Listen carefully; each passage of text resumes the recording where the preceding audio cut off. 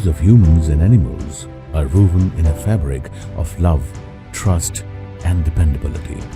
Inspired by such thriving dynamics, the animal healthcare industry is committed towards the health of the triad, that is, animals, humans, and the environment.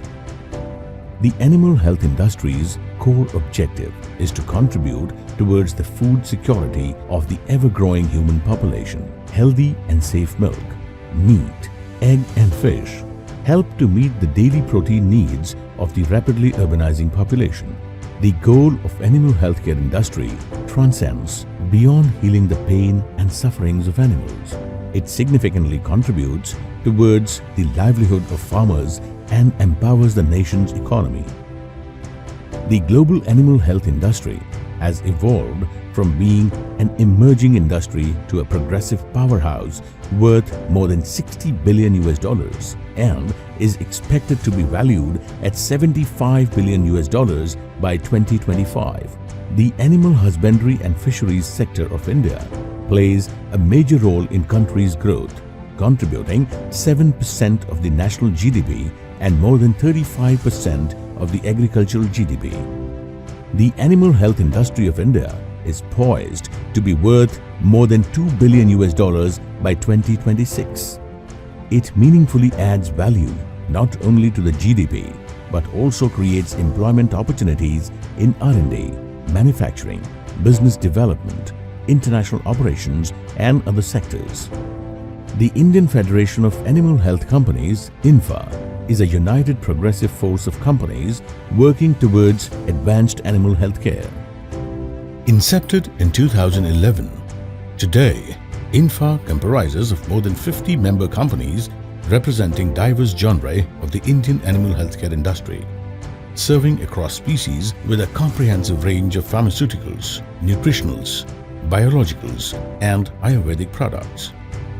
INFA was formed to ensure ethical practices and enhance the animal healthcare industry's value and contribution to society. INFA strategically collaborates with various stakeholders for better animal health care. These include Indian regulatory authorities like CIDESCO, Department of Animal Husbandry and Dairying, ICAR, IPC, FSSAI, BIS. INFA has also collaborated with various ministries like Ministry of Fisheries, Animal Husbandry and Dairying, Ministry of Health and Family Welfare, Ministry of Ayush, Ministry of Finance. INFA relentlessly works closely with scientific bodies and communities for creating awareness on zoonosis and antimicrobial resistance. INFA also plays a pivotal role in the One Health initiative, which is a collaborative and integrated approach to ensure the well-being of humans, animals, and the environment. INFA is a member of global animal healthcare body, Health for Animals, and conveys strong impressions of the Indian animal husbandry and animal health industry at the global stage. INFA also works closely with various animal health associations. Global collaborations formed by INFA also ensure greater regulatory harmony across nations. INFA believes in giving back to society through its corporate social responsibility endeavors. It stands by farmers severely affected by natural calamities. INFA joins hands with local veterinary healthcare providers and distributes nutritional and healthcare products for animals during these calamities. INFA is also raising awareness on the importance of egg and milk as a source of protein on World Egg Day and World Milk Day. INFA has been recognized on multiple occasions for its contribution to the industry. Despite reaching many milestones in its growing and successful journey, INFA's bold quest has just begun. Driven by its philosophy of Healthy Animals, Healthier India, INFA is committed to make a difference every day and in every way. So very good morning to one and all to this INFA webinar. Especially on the Saturday, we really appreciate your time. And my name is Devendra Dikshit, and I welcome on behalf of INFA and HR subcommittee to all those who joined this call, and I'm sure that many more are likely to join in a couple of minutes. Today, we are going to have about 60 minutes of webinar on a very relevant topic that's called as future of work. And though the topic is quite large, it's kind of an ocean now with the changing situation because of pandemic mainly. We would like to cover it, the larger trends, and we have eminent speakers with us. But before we move forward, I would like to welcome and invite Vijay Teng, who is the head of HR subcommittee of INFA, to welcome all and also talk about HR subcommittee and opening remarks. So Vijay, over to you. Thanks, Devendra, good morning, all of you, ladies and gentlemen. And on behalf of INFA and on behalf of the INFA HR subcommittee, I welcome all of you to this webinar. I'm pleased to share with you that INFA plans to focus in a big way on one of the greatest assets, that is people. And this aim is going to be fulfilled through this wonderful and very strong HR subcommittee. And as all of you are aware, HR is very active in various multiple initiatives, whether it is regulatory, policy making, promotion of exports, contributing to the various policy making at the government level. But the INFA Managing Committee decided that we must focus on this industry, we must focus on the sector, and we must focus on the people. And the HR subcommittee has decided to take 3-4 major initiatives. The first, acknowledge the great contribution by the HR teams of our respective organizations and which contribute to the sector. And we try to do that starting with the International HR Day. We must acknowledge that it is the HR together with the business teams and the leaders of the organizations who put together, kind of kept the teams motivated, stimulated, ensured the business continuity, ensured that the motivation is not, it does not go away, and that kind of resilience is being displayed in one of the most toughest times.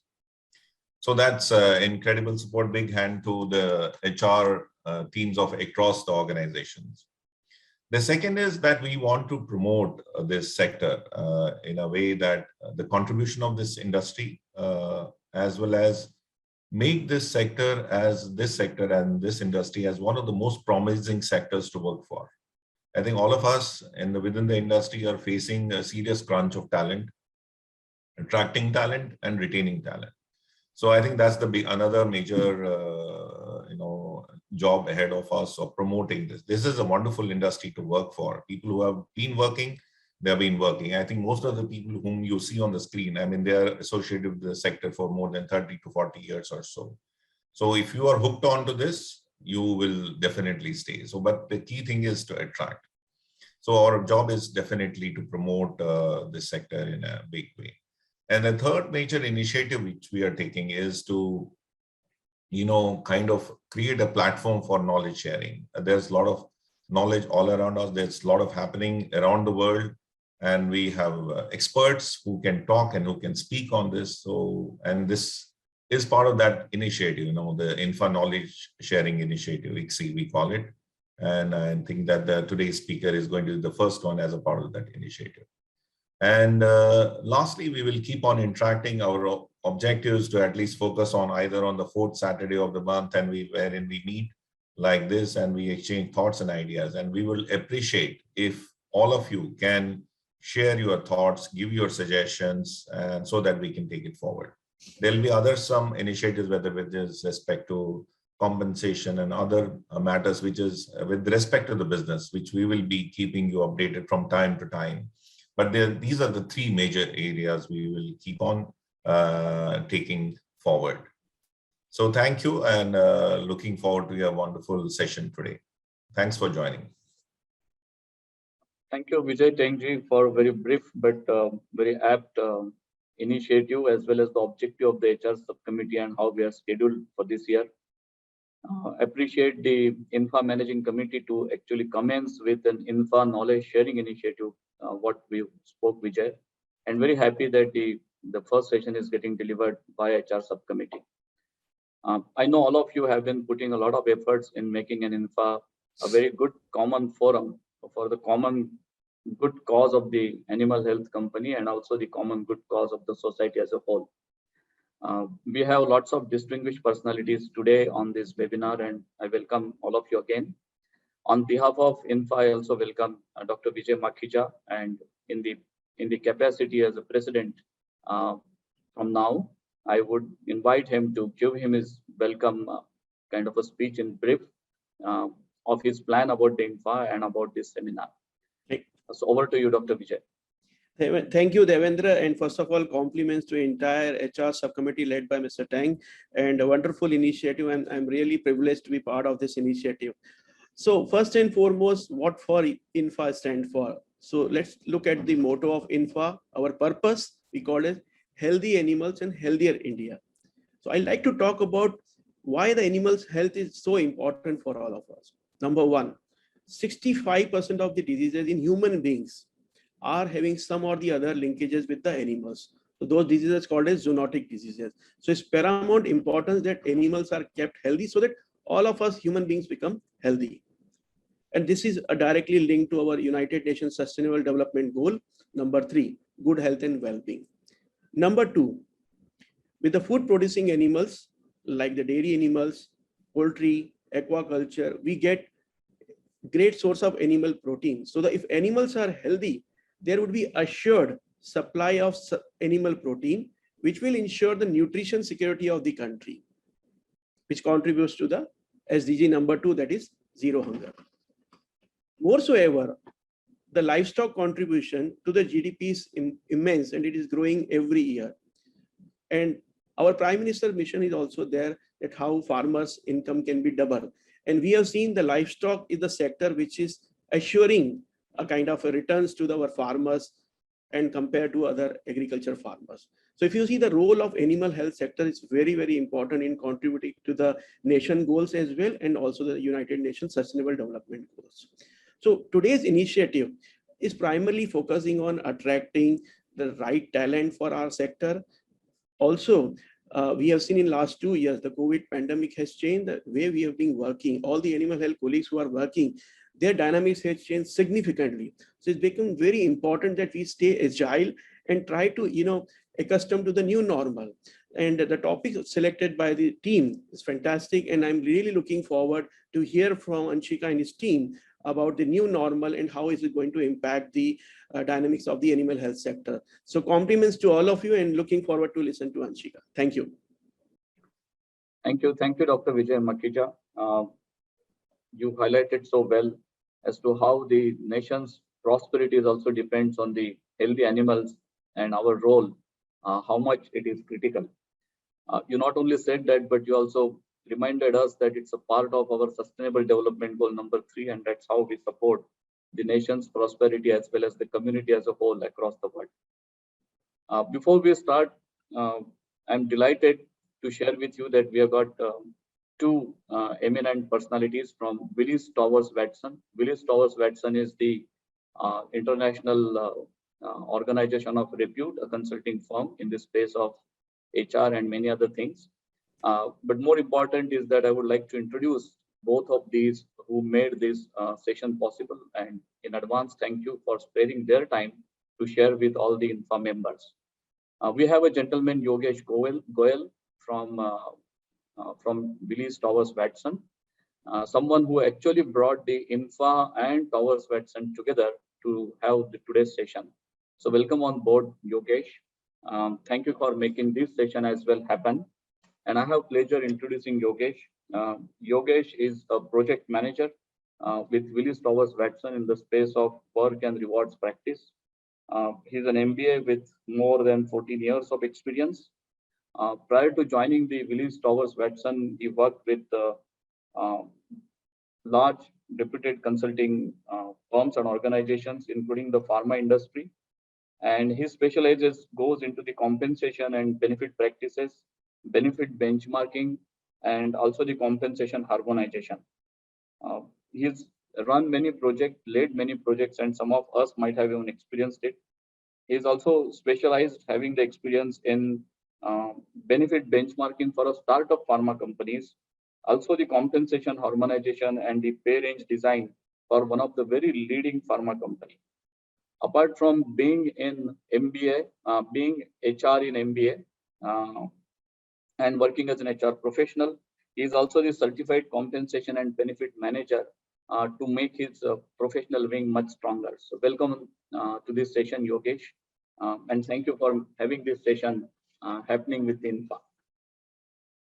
I also wish to bring to your attention, as I was just looking through some of the Google in terms of the, Google is one of our first source to meet the knowledge thirst. And I realized that today is the International Day of Action for Women's Health.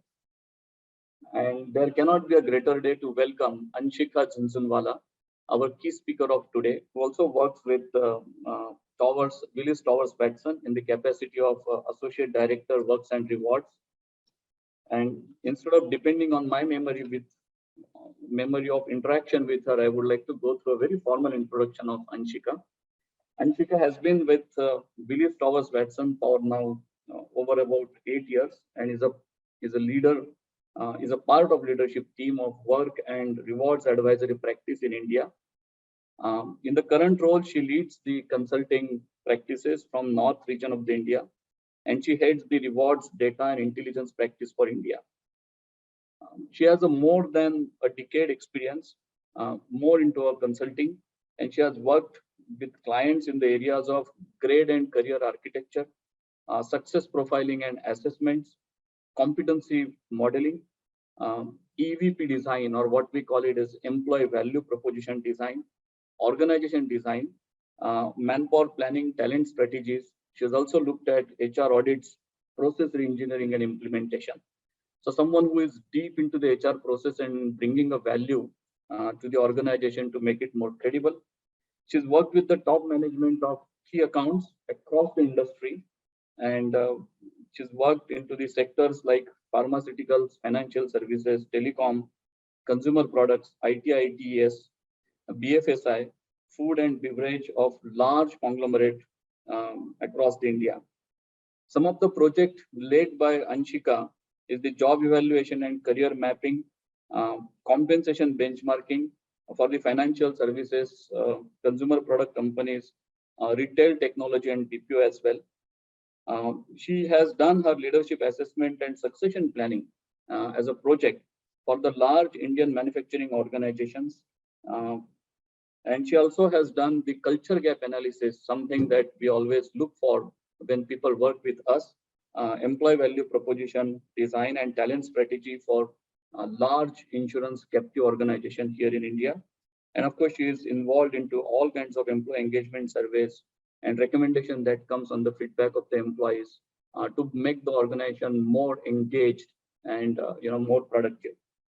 Her credentials includes she's done her MBA in HR from XLRI Jamshedpur, an organization of repute. Prior to that, she has done her BSc in economics from St. Xavier's, Calcutta. And she is also certified and accredited assessor for Saville Consulting Wave Psychometric Assessment. And of course, being in the leadership team of the Towers Watson, she's also the certified champion for the job evaluation methodology, the methodology which is a global grading system for Willis Towers Watson. It's possible, Anshika, that I might have missed some of more credential about you, and you can please feel free to add to tell us as to how competent you are. With this, I would not want to take more time, and I know we all are anxious to know what she's going to present. And we're very pleased to invite Anshika along with Yogesh supporting her from backend on the topic Future of Work at New Normal. So Anshika, you can please feel free to load your presentation, and over to you. In the meanwhile, whenever you're going through the slides and you're listening and watching the slides, if members have any questions, any queries, we encourage all of you to put into chat box. It is open. And at the back end, myself and Vijay Teng would be taking care of the questions. I'm very happy to also mention that we already received few questions from some of the members. But as we go through the presentation and come to its end, then we will have possibly 10-15 minutes to look at some questions to make this webinar more relevant and insightful. Thank you very much, Anshika and Yogesh, for joining this Saturday and having a time and study about this topic. And over to you, Anshika. Thank you. Thank you so much, Devendra sir. You have really humbled me with the introduction that you have given me. So thank you so much for all the kindness that you have shown. It is absolute, if it's somebody's pleasure to be present here today, it is mine. So it's an absolute pleasure to be in a company of such prestigious group of INFA members. So thank you for giving me the opportunity to be here and to be in the company of likes of you. And we worked very closely and got really good support from Vijay sir and Devendra sir to get this thing in position to be able to present to you guys today.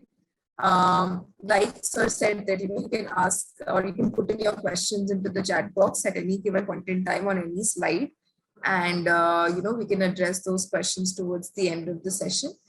I know that by design the audio functionality for the group is turned off till the end of the presentation, but unfortunately for the speaker it is not. And it's a Saturday and my young son is at home, so you can expect a little pop-up from here or there. So apologies in advance if that happens. So with that, I'll start off with the presentation. Today, the way we've structured this presentation is broadly around these 4 areas, which flow into each other. First one is we'll start with talking about how the work and workplace scenario are changing in the market. So Anshika, there is a little disturbance in your mic, so maybe there is a little. So maybe if you can check. I can check. Give me 1 second. Maybe I'll turn off the fan.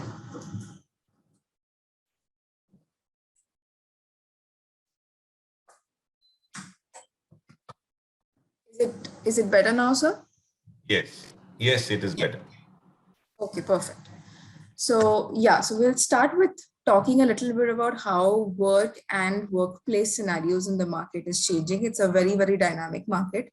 There are lots of business and people challenges that everybody is facing in the market, and it is being driven by some key themes. And we'll first touch upon that.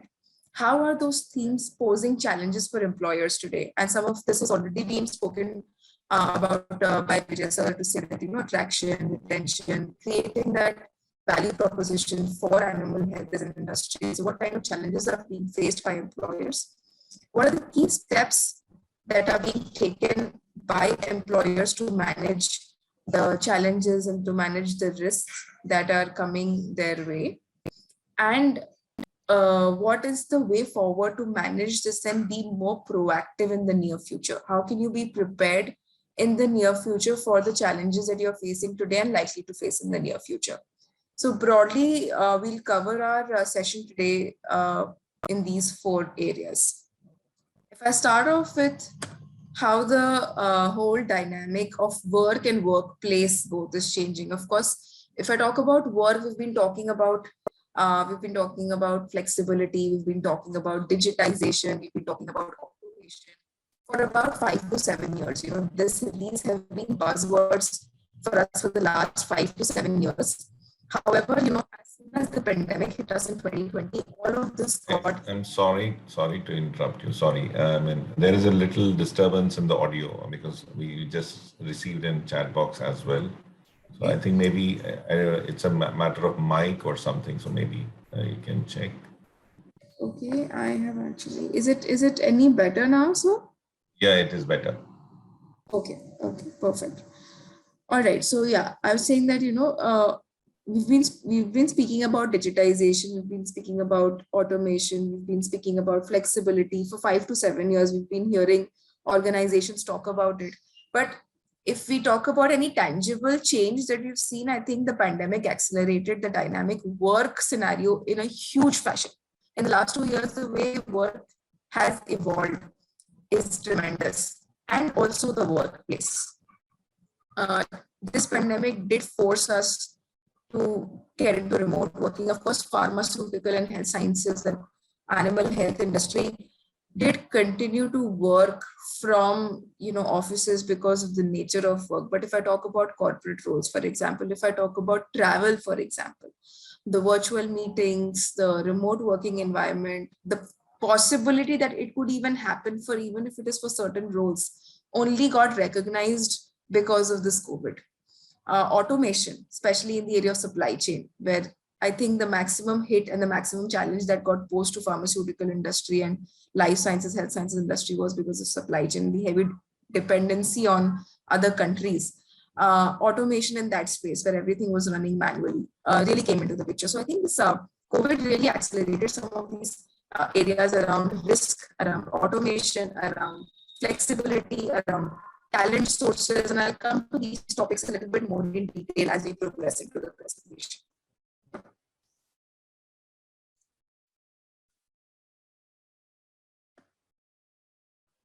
I was talking at the introduction about key themes that are emerging in the market, which is driving a lot of movement towards the new normal. New normal is like, our go-to word now. What is the new normal? And I'll touch upon that as well. But resignation, though it's not really a very, very big factor for, let's say, animal health as an industry as compared to if I look at the overall industry.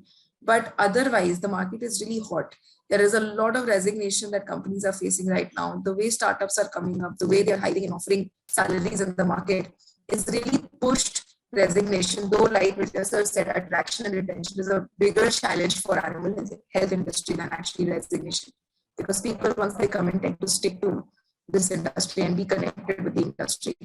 Rise of technology I've already spoken about. There is a lot of focus on DEI, diversity, equity, and inclusion. I think a lot of other industries did start picking up on this theme about few years ago, but I'm seeing more and more queries, more and more discussion happening around DEI in the pharma and health sciences space very recently. Because if I look at, of course, I mean, I don't want to generalize DEI into just gender. There are so many more aspects to DEI than just gender, but given that gender is the most common, go-to point in our minds when we talk about DEI, gender equity or the balance or the demographics of gender within health sciences and pharma industry is something that has become a point of focus for a lot of organizations.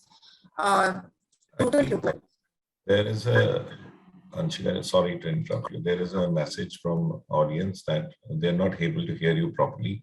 So either we can all switch off or there is probably some signal issue. We can switch off our videos. Yeah. Maybe that will help you to get a better bandwidth. I've switched off my video in that case. So you can continue sharing yours. We all can switch off. And if you can check your, there's any issue with your signals. It's more of a, I think, a bandwidth issue. A position where you get the best of the signal, Anshika madam, that would be great. Yes, maybe I'll try switching my location. Maybe that will help. Better now. Yeah, actually I switched off my video, so maybe things have become a little better. Yes. But next time you actually, Anshika, now it's better because probably it's the bandwidth that the video was heating up. Yeah, maybe. Yeah. So I hope you. Yeah, it is better. Yeah, you can. It looks better now. Perfect. Okay.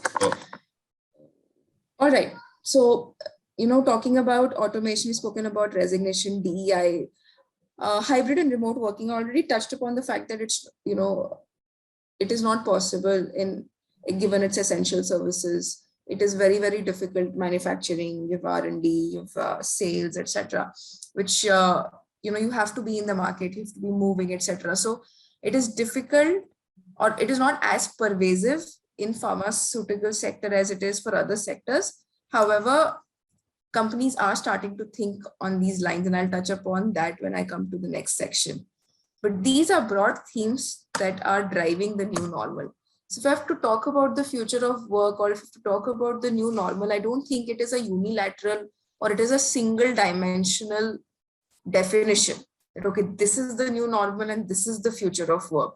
It is a very all-encompassing sort of concept, or should I say a phenomena that organizations are working towards. It cuts across the organization culture. It has to be embedded in leadership alignment. It has to align with the commitment of every organization that they have towards strategy, growth, and other opportunities that they are prioritizing for themselves. It has to be connected with people programs, the entire life cycle. So the future of work is not just about flexibility of work or working hours. It's not just about what kind of money or compensation structure you're offering, but it has to cut across the entire life cycle of employees, and it has to be linked with the overall employee experience. Only then, as a concept or as a future state, we're going to arrive at the future of work, or we'll try and define the new normal for ourselves. And I want to just clarify that new normal is not a one-size-fits-all concept. What is going to be a new normal for a technology industry is going to be very different from what a new normal will mean for pharmaceutical, or what it will mean for a financial services organization. So it's not like we have to just follow suit of certain sectors, but we have to define what is the most suitable new normal for ourselves as an industry, and then individually as organizations as well. With all these changes, with all these themes coming up, what are the challenges being faced by employers? I think if I specifically talk about the pharma industry, lots of challenges that this industry has, stood against during this pandemic, right? From increasing pressure on raw materials, increasing R&D cost, pressure on keeping the essential drug costs at prices at a lower level. There is a lot of push and pull factors that is driving the margins and the cost of pharmaceutical industry. There is a lot of supply chain challenges that this particular sector faced in the face of the pandemic, and the kind of resilience that they showed, the kind of quick thinking, the kind of quick automation that this industry came with to be able to keep the show going, to be able to supply medicines, to be able to supply, food, whether it is in terms of animal protein. And, Satish sir spoke very beautifully about what is the purpose of this whole sector. And maybe it's not as glorified as pharmaceutical industry, but we really need to bring this up as a value proposition that this industry has to offer to the society and to humankind at large. There are pressures around attracting talent and retaining talent, that Vijay sir called out, and this is not going to go away. It's only going to increase in the near future is what we are expecting. What our studies are showing, that pre-pandemic, there were attraction and retention challenges, but with pandemic hitting, with the markets opening up, with new companies coming up in the market, troubles of attracting and retaining are only going to increase. Digital talent is also going to become very, very pervasive in the Indian pharmaceutical industry. This is based on a very recent study that Accenture conducted, which said that about 25% organizations want to adopt or move towards adoption of AI in their future of work, how they can embed real, AI, big data analytics, how they want to introduce blockchain, data world into their processes, into their output, to be able to digitize themselves, make yourselves more agile, efficient, future looking. So this industry is also going to see a lot of digitization come into play. A lot of, agility is going to be required by the pharmaceutical industry as well. And our studies also pointed out that about 72% organizations stated that, attracting digital talent. In fact, some companies that we speak to on a daily basis, and I do have a lot of pharma clients who I speak to on a regular basis, they do say that, we are trying to identify what is it that we need, what kind of digitization is coming up in the market, what sort of skills will I need, how will I attract them, given that there is such a large market that is being catered to by digital talent. What is the value proposition that I give to them to be able to attract them? Because money is limited. So what is it that we can offer people to be able to come and work for us, work with us? So attracting and retaining digital talent is definitely going to be the most critical challenge on the people side that pharma as an industry is also likely to face in the near future. Flexibility. I think, again, like I said, not the biggest value proposition that pharma and health sciences has to offer towards people, but the way the whole market is moving, flexibility is no longer going to be a differentiator. It's quite pervasive. It's expected by people.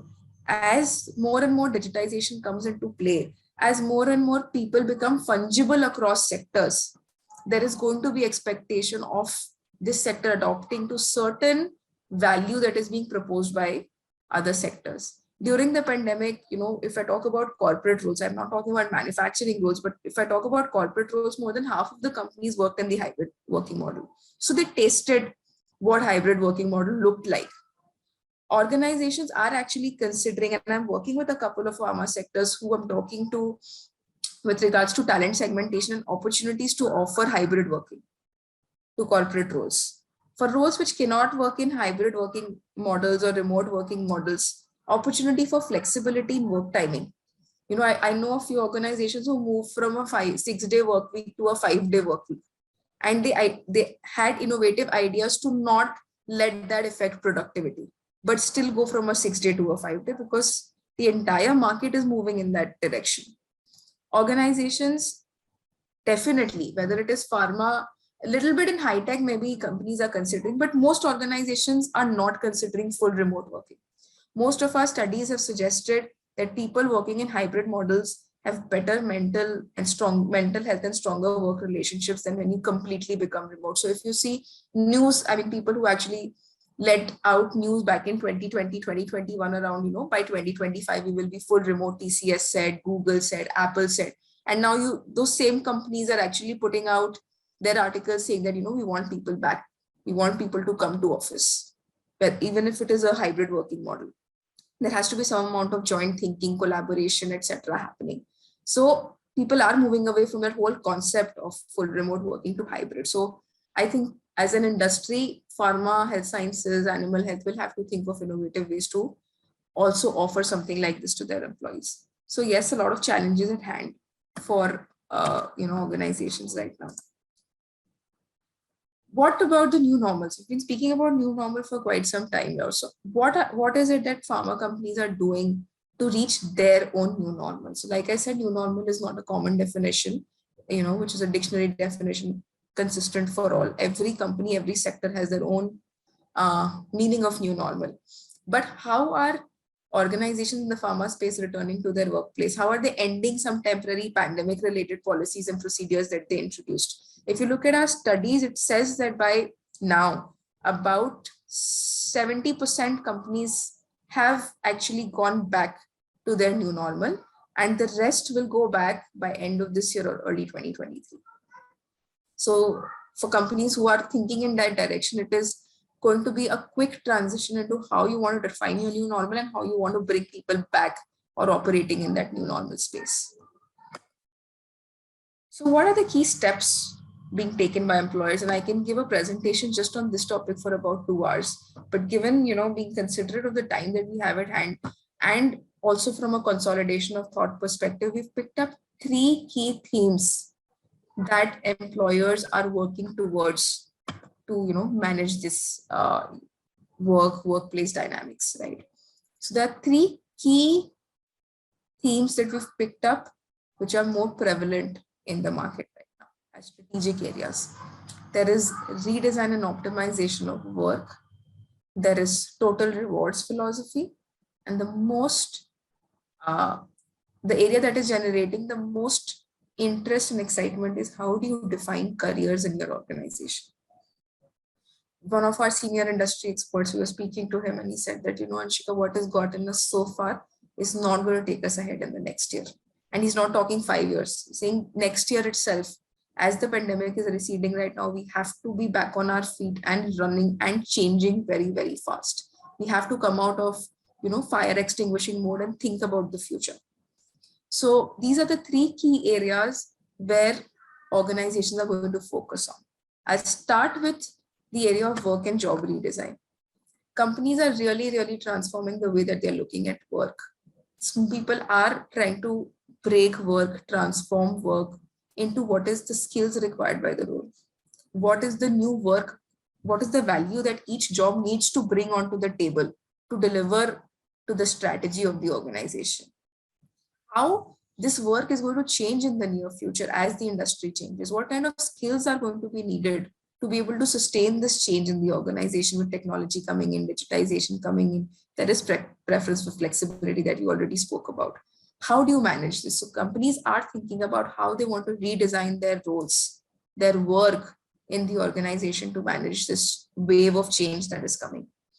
Talent attraction, we already spoke about this piece that, talent sourcing, talent attraction is a challenge for the animal health industry. So organizations are actually thinking beyond the box, and they're trying to identify new sources of talent that they can hire, especially with the pandemic, which has given us a taste of hybrid working or remote working. People are moving and exploring more opportunities, let's say of gig workers, let's say of hiring from tier 2, tier 3 cities, giving them an opportunity, scaling them up quickly, bringing in that sense of purpose and be connected with the sector. The biggest problem actually that companies faced, and pharma was no different, of how do you build capabilities among the leaders and managers to manage this work change or the workplace change that was happening. People didn't know how to manage people. Managers and leaders were not aware of, okay, so now half of my people are working from here or there. How do I manage it? So 60% organizations are now working towards building leader and manager capabilities when it comes to engaging talent in flexible work environments. So definitely these are areas that all companies, including pharmaceutical, is working on to be able to, on the work side of things. If I move to the next theme, which was the most prevalent, is rewards. Rewards, we've been talking about compensation forever. Like we keep talking about just compensation, but there is a lot more to what a company has to offer than just comp. Like we are a survey house, just like our contemporaries, Aon, Mercer, we do annual compensation surveys every year where we collect data from companies and we report. Now, companies are not like coming to us only for comp. We see total rewards benchmarking coming into the picture. That, okay, we'll talk about comp. Of course, comp is hygiene and we need it. But what about benefits? What about HR policies? What about well-being programs? What are companies doing in an overall scheme of what they offer to their employees?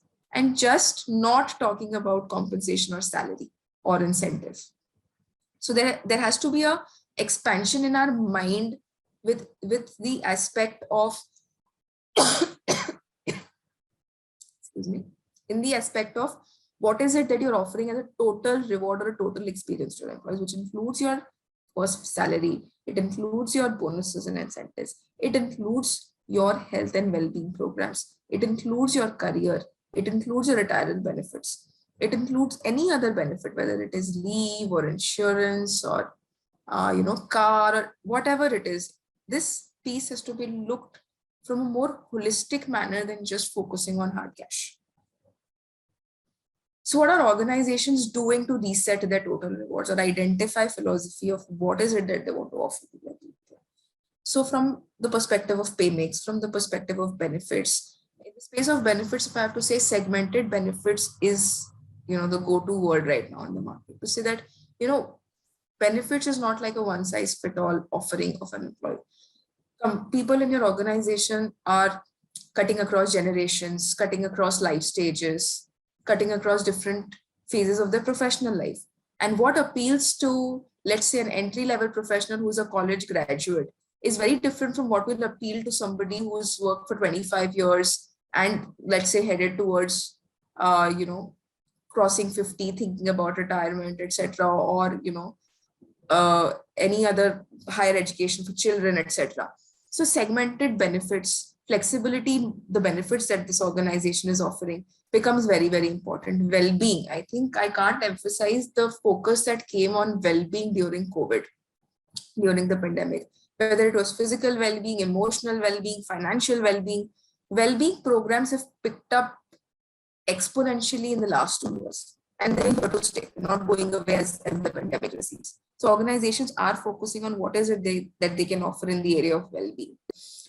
With the area of communication, I think, again, one area where most organizations suffer, but again, I'm hearing more and more from pharma organizations, there are companies who are doing quite a bit, actually, in the area of the overall employee experience. But have they communicated it enough? No. Are people aware of what is even available? I've we've been in some companies and we've done projects where employees don't even know what the company has to offer. They don't know that there was a program in place where they could have benefited. So are we communicating it right? Gender equity, I've already spoken about, so I'll not spend time on that, but it is a very, very upcoming topic as far as pharma industry is concerned right now. So these are a few areas in the area of total rewards that organizations are considering. If I move to the most important one, where I said 90% organizations are considering career as their strategic pillar. This is a very understated, under-focused, and under-communicated area. If organizations have worked on it, then it is very, very under-communicated. But a lot of focus, and we underestimate the value of providing career opportunity, diverse career opportunity to people. Do we have a job architecture in place which can support fast tracking, which can support multi-skilling, which can support diagonal growth, which can support horizontal movements? If I look at this is just on the basis of the survey cut of pharma industries. If the question was very simple that we asked in the survey, to what extent do you think your current architecture and job leveling supports flexibility and agility that this workforce is demanding right now? And if you see companies that are confident with the fact that yes, we are there, is less than 20%. There's a lot of realignment, there's a lot of focus that needs to come in this piece, and that's why 90% organizations are focusing on this. It's going to be very, very important to drive the value proposition of a company.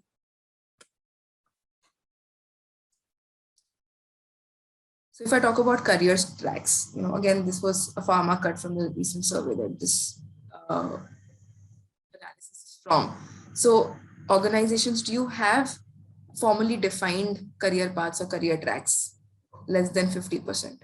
Do you enable career progression for individual contributors as much as for people managers? Less than 50% again.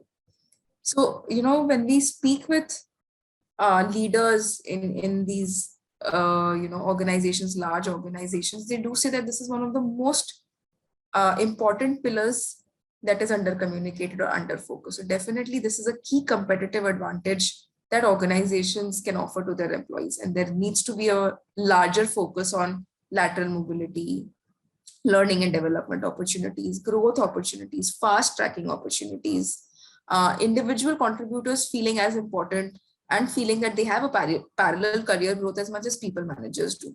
Not have that notion that unless you're a people manager, you can't grow as much.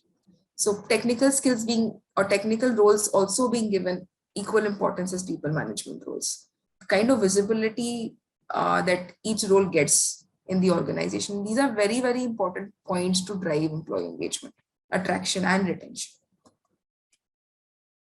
So what are the actions that companies are taking to be able to define careers in their organization? So first of all is to define the philosophy. What is it that you actually want to offer to the people? How do you want to enable it? How do you want to reduce the number of unnecessary layers in the organization? How can you identify affinities of movement from one role to another?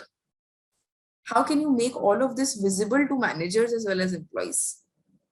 So a lot of focus, a lot of conversations, and a lot of work going on in this area. So what is this going to mean as we move forward? So what companies are trying to, there's a lot of, jargons and gyan, for lack of a better word. And people would say, come back and say, Anshika, this is very good to talk to, it's very good to say, and you can give a fancy presentation and you can go away. But what do we do? We've spoken about all this. What do we do now? The most important piece, and that's why we've tried to break this down into 4 aspects: the what, who, where, and when. And all of this can't happen simultaneously. So it is a very gradual process. It's a slow cook. It's not like it's going to happen overnight. What do organizations need to do? They have to define a job architecture or a work architecture. What are the job families? What is the classification of work? What is the skills required? So deconstructing and reconstructing how work needs to get done to be able to manage the future. You're already managing the today, but this market, this sector is changing. So how do you create work structures or architecture to be able to cater to that? Who's going to deliver all this? Now I have a work architecture. I know the job architecture. I know what skills I need. I know what job families I need. I know what roles I'm looking at. So who's going to deliver this? Of course, employees. But is there opportunity to outsource some work to make ourselves more efficient and agile? Is there opportunity to deploy contingent workforce to do certain work? Is there a possibility for technology to do some of my work? And people to become more tech driven in terms of skills and manage technology for us and make ourselves more efficient and agile. Where? Now, where will these people sit and work out of? How are we going to deliver this? Where? From where? So of course, there has to be segmentation. There could be some roles which can absolutely work remotely. There could be some roles which can work hybrid. These are opportunities where you can really diversify in terms of your talent sourcing also. Hire from anywhere, have anybody work, as long as they have the right skills in place. And of course, given the nature of your industry, a lot of it will have to be on-site work. So be it. That's the reality of the industry. And finally, the when. And this is mostly to do with flexibility. When is this work going to happen? Some work is going to happen when you're sleeping because some of it is automated. Some work is going to happen because it has to happen at a set working time. And some work can happen at flexible timing. That, this work needs to be done by this deadline. Now you work in the night, you work in the day, you work in the evening, we don't know. We just want some work to be done by this time and this day.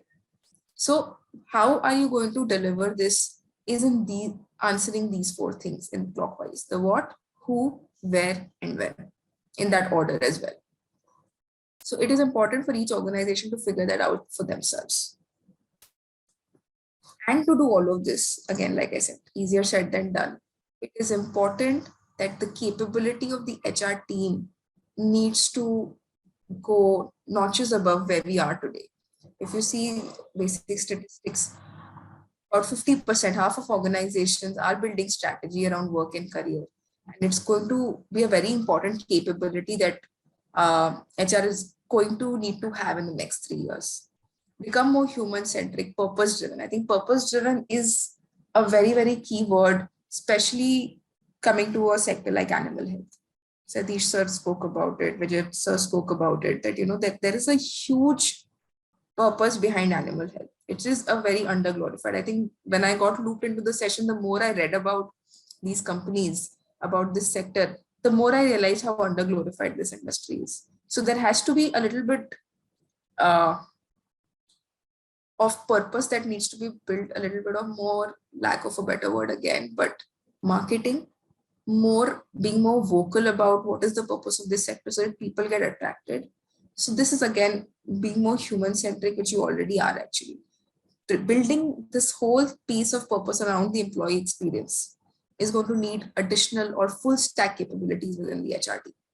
And finally, how to manage different sorts of work models is going to be a very important HR capability. It's not going to be that, people are going to come to office at X time, go at X time. These are the 2 shifts that we are running. This is how it's going to work.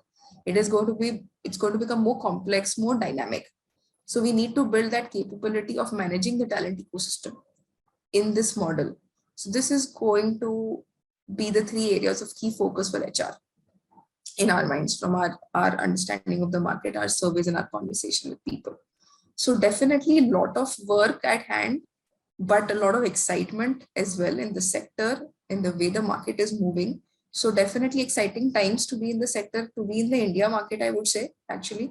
So yeah, I mean, that is all I actually wanted to cover as the core topic in this section. I hope I didn't go too fast, but the good part about going fast is that we have kept ourselves enough time to be able to answer to your queries. And I'll just take about 60 seconds to introduce the firm. WTW, some of you may have interacted in the past, but we're basically an HR, pure play HR advisory firm, which does work across any sort of people solutions. So whether it is in the area of compensation, in the area of total rewards, in the area of org structure, manpower planning, competencies, careers, people strategy, job architecture, pay design, employee experience, surveys, culture surveys, culture transformation. And we do also have a broking arm, which some of you might also be aware of. We do a lot of M&A work as well. And in terms of compensation, I think one of our strength areas, we do have the largest compensation database in the world globally, if I have to talk about. So yeah, we actually can help with the total rewards piece as well as the work piece.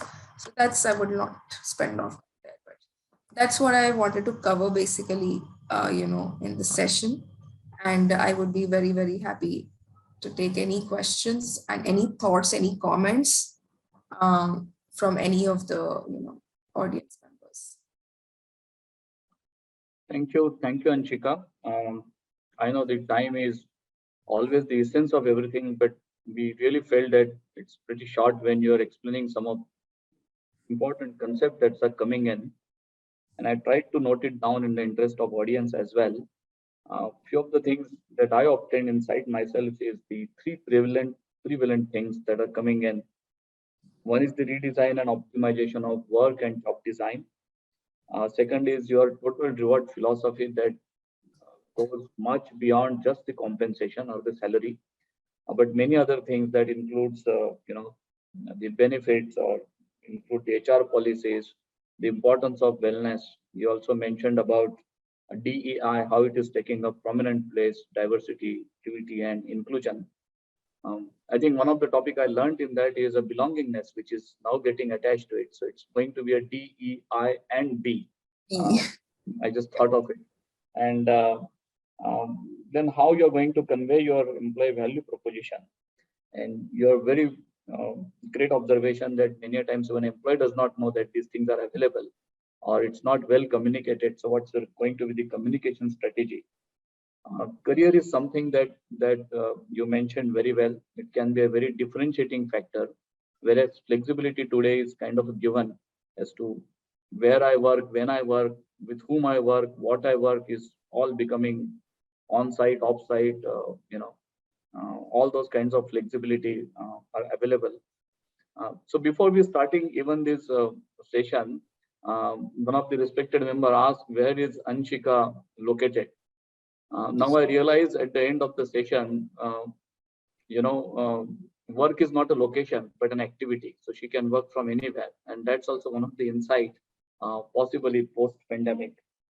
I look forward to the question.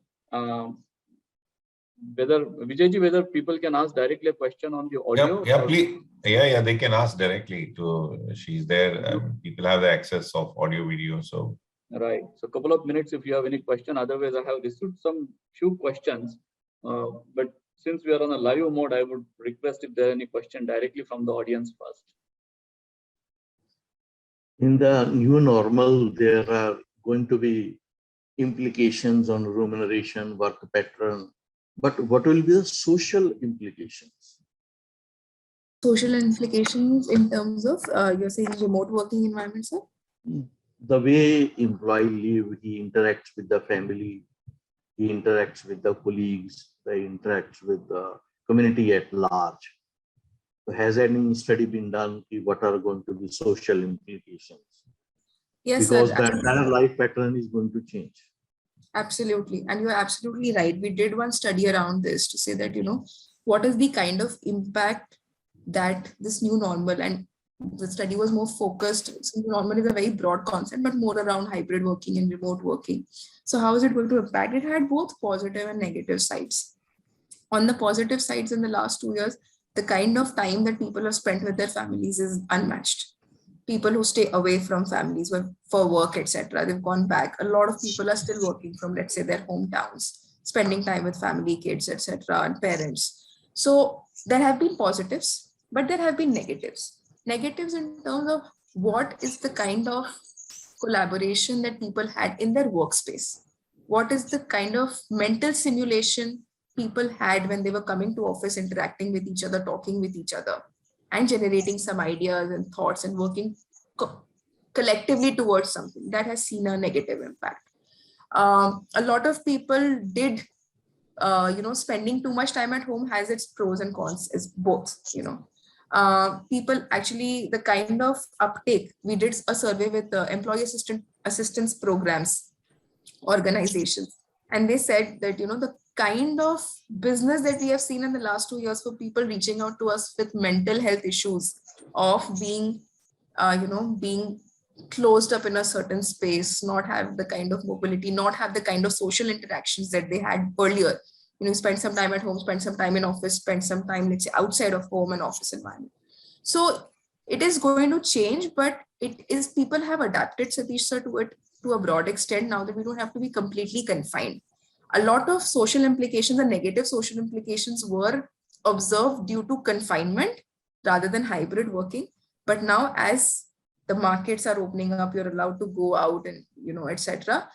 People are adjusting to working remotely, hybrid working model, going out, and the social interactions have come back to a large extent. And that is why we said that companies are not opting for full remote.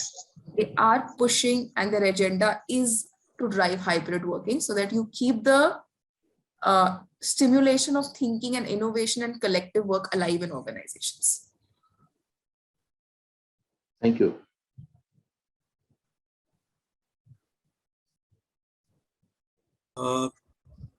Can I ask some question? Yes, sir, please. First of all, thanks INFA for arranging this wonderful KSS, and I expect that this sort of program should be now in continuity. Now, my question to Anshika is that in regard of rewards, because we talk too much about rewards and all that, but from a people point of view, reward means they take like what they are getting end of the day. But there are organizations that are doing a lot of things which comes in terms of reward, but they do not perceive in that way. So it means how to make the people understand the reward is not only the cash, reward is not only the money what you are getting in a pay packet, but something else.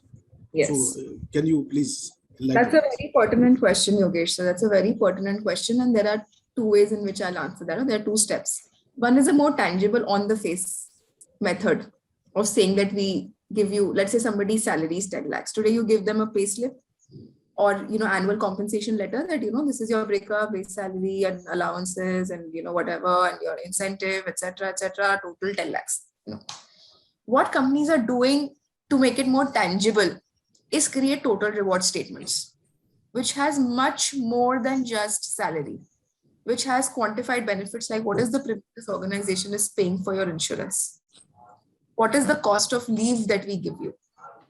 What is the other, let's say somebody gives a gym membership or any other health related membership. What is the cost that the company is bearing to give you that kind of benefit? So whatever benefits can be quantified, they're actually quantifying it and putting it in the letter that your salary is 10 lakhs, your insurance is Y 1,000, gym, what we're offering you as a gym facility, it costs the company per head this much, etc. So what we're actually offering you is 18 lakhs worth of value. That is one way, a more on the face and a direct way of telling people that it's not 10 lakhs that you're getting, it's 18 lakhs that you're getting. If you were not offering this and you had to go out and take an insurance on your own or take a gym membership on your own, and we were not giving you a gym or a playroom, whatever, some people have table tennis, etc. in their office, you would have to spend 8 lakhs extra in the year. So that is one way. The other way is constant communication. Fortunately, it's a difficult way, but people do a lot of town halls. We do a lot of town halls for our clients to communicate that this is what you have. This third piece, which I'll also highlight, is sometimes the companies also don't track utilization. So you as an, let's say Virbac is offering 10 things, out of which maybe 2 things are absolutely unutilized. You don't need to offer that. And there could be 2 things which are seeing a lot of value. So place that kind of investment in those 2 which are seeing a lot of value. So it's not just about giving and placing on the table that we're giving you 10 things. We are giving you 10 things of this value. And if out of 10, 2 is not required by my organization, I'll remove it. Consolidation is also key. And communication, of course, letting people know. Thank you. So, Anshika, as you touched upon gender equality, as organizations are now moving towards full compliance to the ESG, which Yeah. is very tough thing for many of the Indian organizations. Yes. We have been offering, equal opportunities to the fair gender as well. But, now there is an exceeding pressures also to how to bridge this gap. So how the organizations are bridging this gap, because globally, if you look at the 8 billion population, I think females are around 49.7% and 50% plus are the males. But when it comes to the organizations and all, we find, it's more in favor of the males rather than the fairer sex.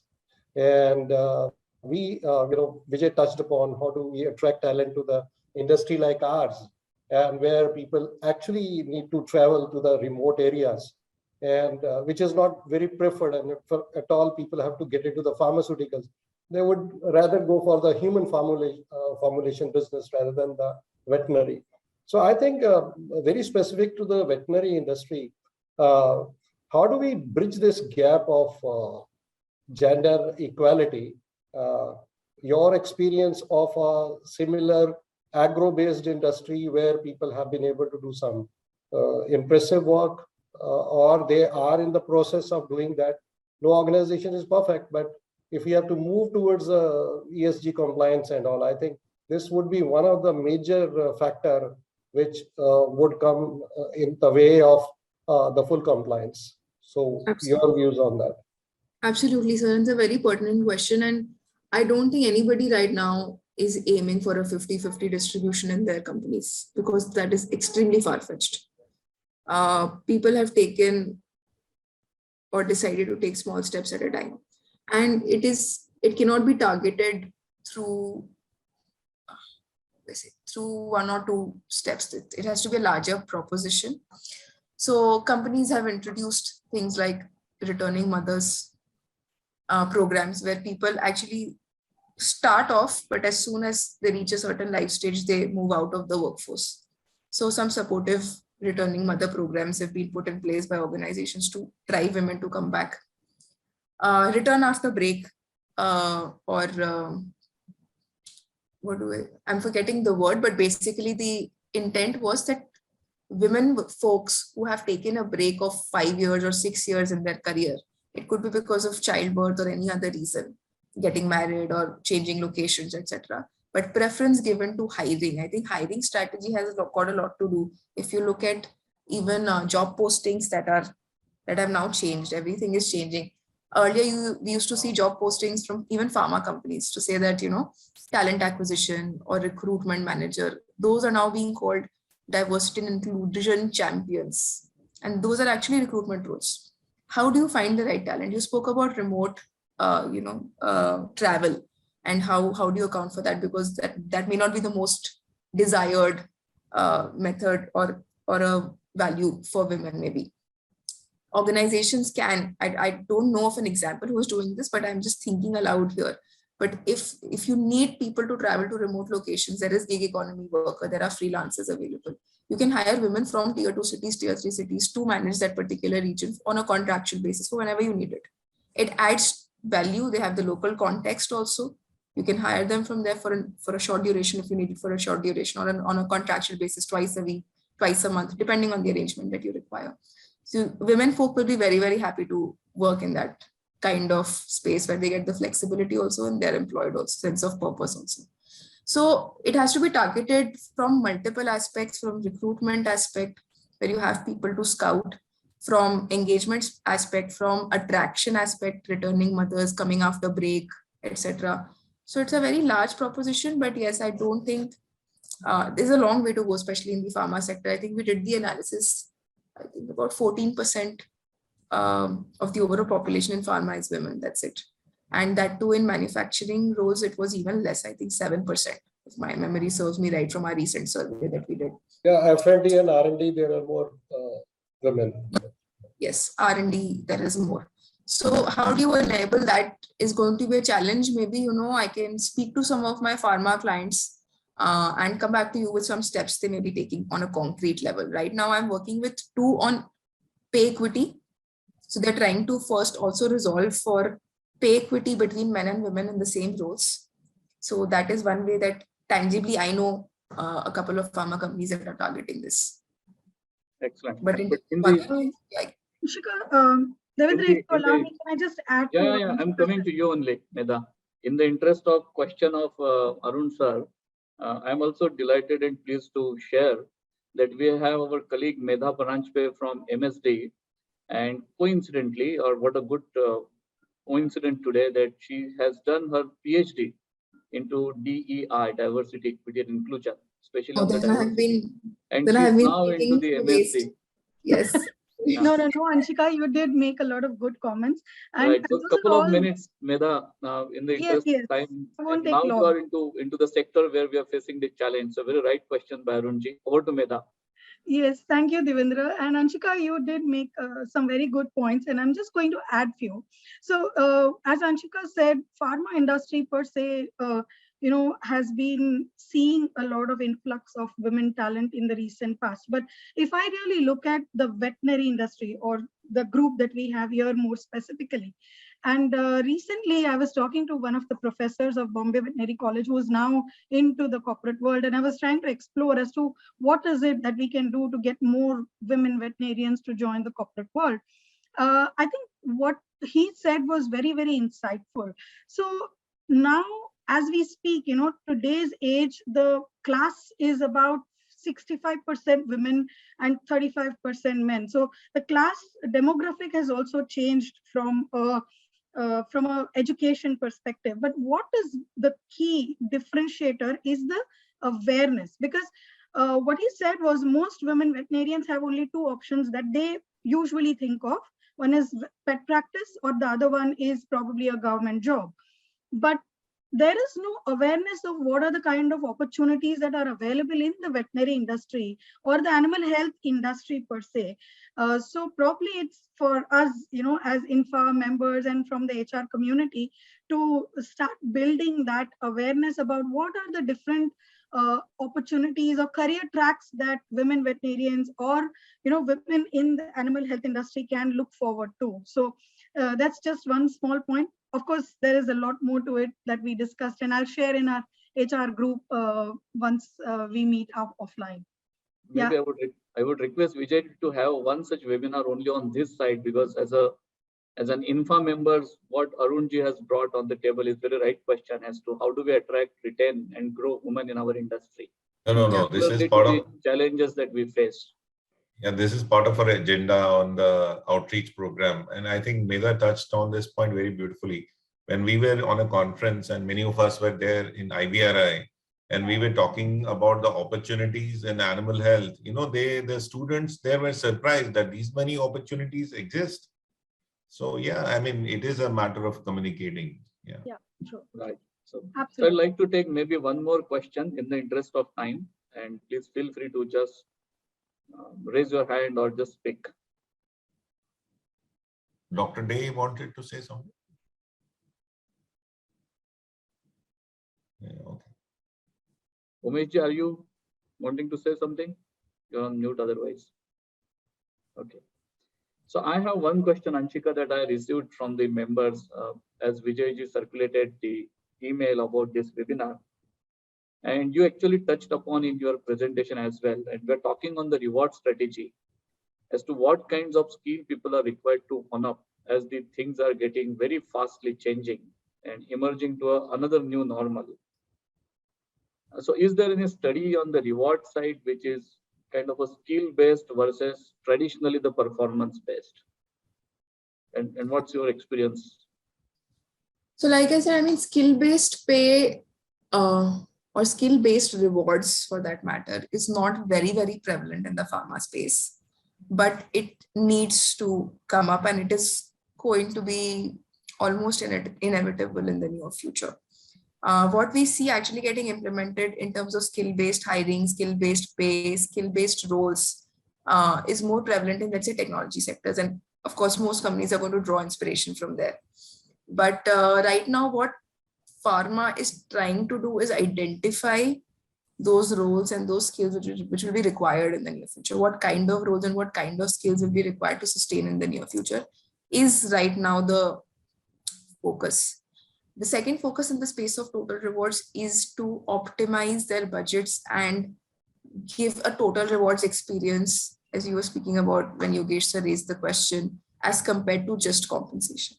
Because I hear from some of my pharma clients on a daily basis saying that, Anshika, we don't have the budgets that, these people come and give us offers, counter offers. We don't have the budget. So what do? We can't just keep bleeding, okay, in the short term fix. So we'll have to do something. So we keep consulting them to say that, think about or project the larger scheme of things that you offer. So that as a short term fix, total rewards and offering is very, very important for people to know what you offer.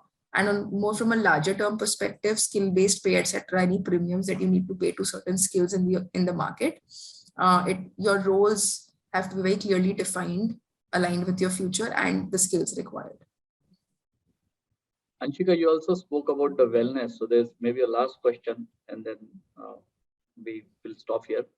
But you maybe in the interest of the time, you might have not elaborated on the health and wellness side, which is the new in post-pandemic.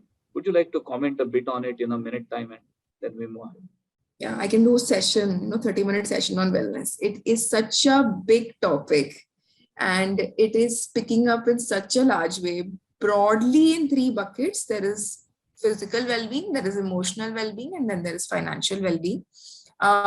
We have all been speaking about physical well-being, and mental well-being was forced on us when COVID came.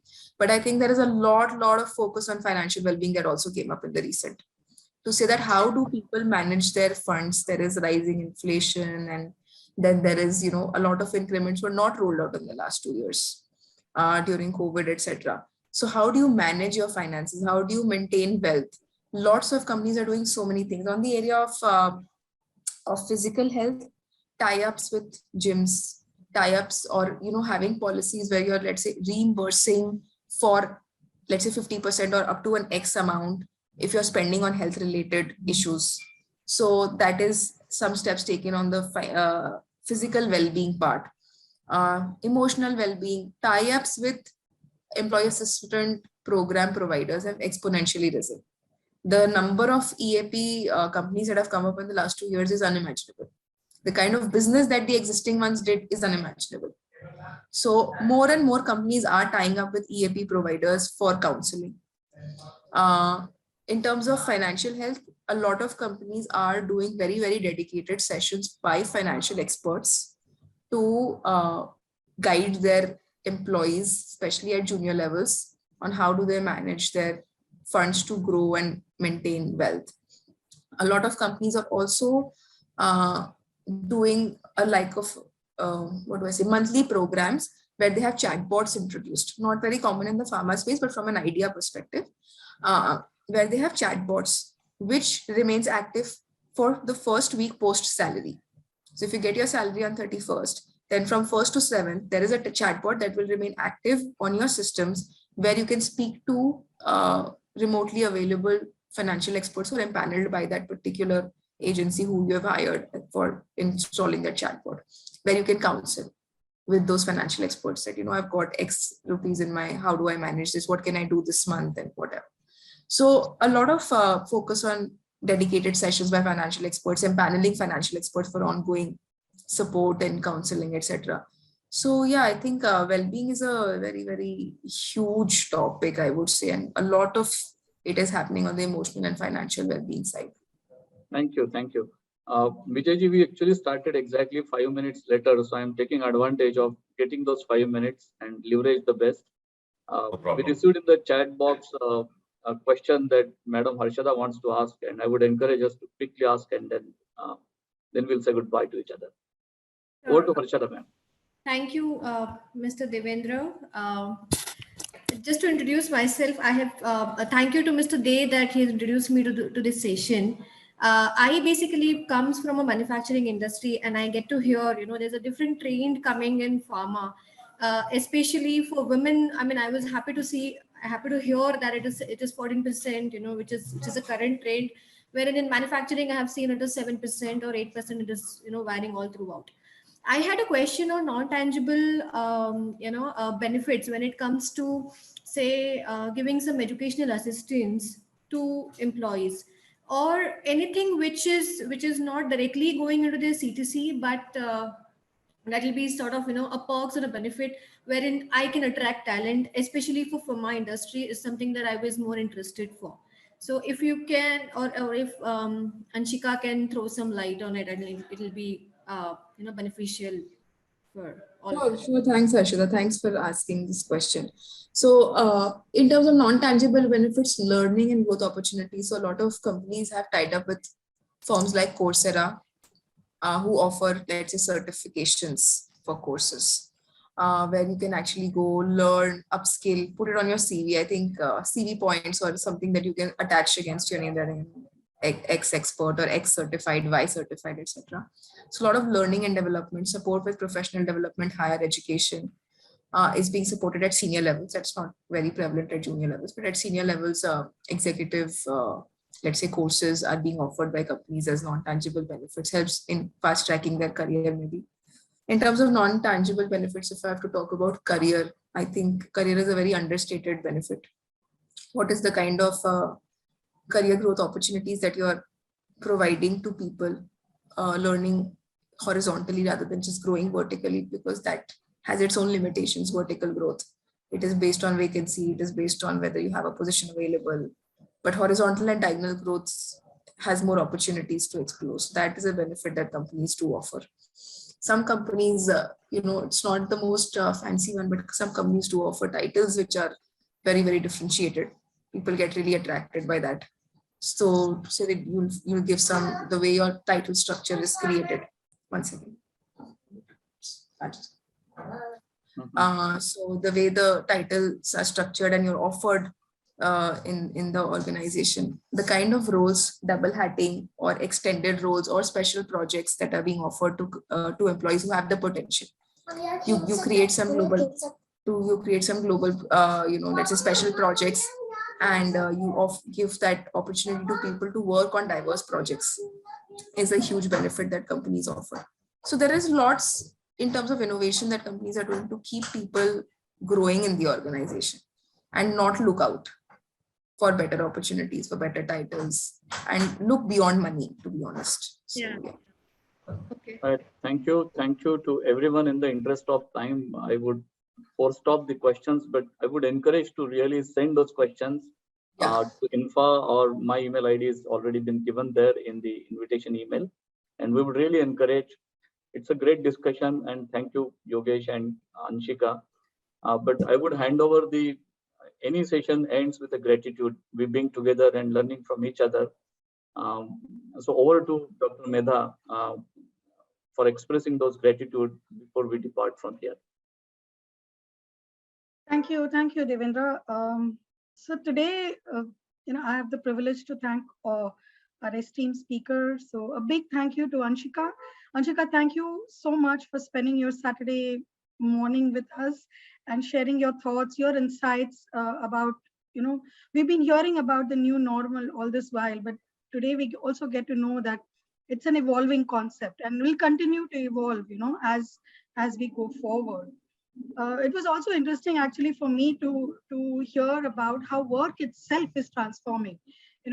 As you said, deconstructing and reconstructing work. So that's something that stuck with me for some time. And also about how leaders themselves need to adapt, leaders and managers, because that's the bigger lever for this change to happen. So that was all very insightful. Thanks, Yogesh, for being there. So thanks both of you for sharing your thoughts, your time, your vision for future of work. I also want to thank the INFA Managing Committee and also the HR Subcommittee for providing us this opportunity to create this kind of events, your guidance throughout this event. And of course, special thanks to Didi for conceptualizing and orchestrating this event. So, sorry, Didi, it's Devendra. Okay. And last, of course, but not the least, thanks to all of you for participating on a Saturday morning and, for your active engagement. So I really appreciate all of you being present here. Thank you, all of you. Thank you. Thank you too. I would just Thank you. add the support team that comes from Vijayji's office, who has always been gracious enough to provide this support at all the time, and also from the office of Verbag as well. Thank you everybody for joining this wonderful session on Saturday. We continue to have these sessions coming up as a part of Infa Knowledge Sharing Initiative, and you have a great weekend ahead. Thank you very much. Thank you. Yes. Thank Bye-bye. you. Thank you. Thank you, everyone. Thank Thank you, you. everybody. Bye. Thank you. Take care. Thank you, Bye-bye. Anshika. Thank you. Thank you, everyone. Thank you, everyone. My pleasure. Thank you. Thank you. Bye-bye. Thank you.